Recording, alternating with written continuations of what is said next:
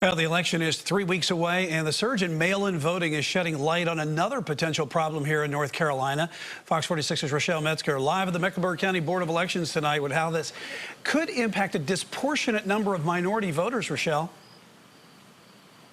Well, Brian, election officials say it's the unfamiliar process of mail-in voting that can lead to mistakes by voters. Right now, the courts are considering how to handle the process for problem ballots, but numbers are showing that it's black voters who are overwhelmingly left in limbo.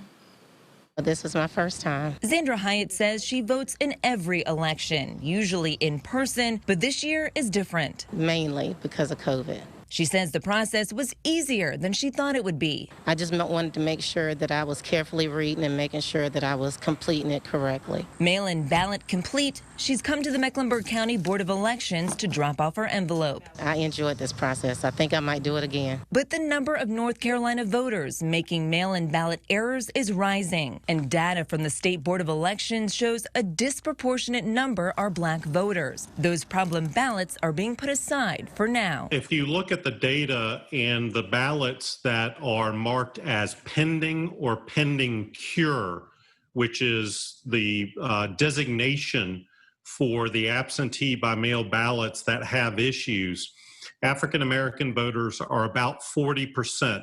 Dr. Bitzer says that's a big difference from 4 years ago when only about 3% of those black voters voted by mail. This means that the overwhelming number of black voters have not used absentee by mail ballots before, and I would attribute this to lack of familiarity with the voting process. Figuring more people would want to vote by mail during the pandemic, the State Elections Board and General Assembly made it easier to request a ballot, clarified instructions on the envelope, and reduced the witness requirement to one person. And Bitzer says it's helping. Of the ones that have been returned, nearly 500,000, 98% of them are being accepted.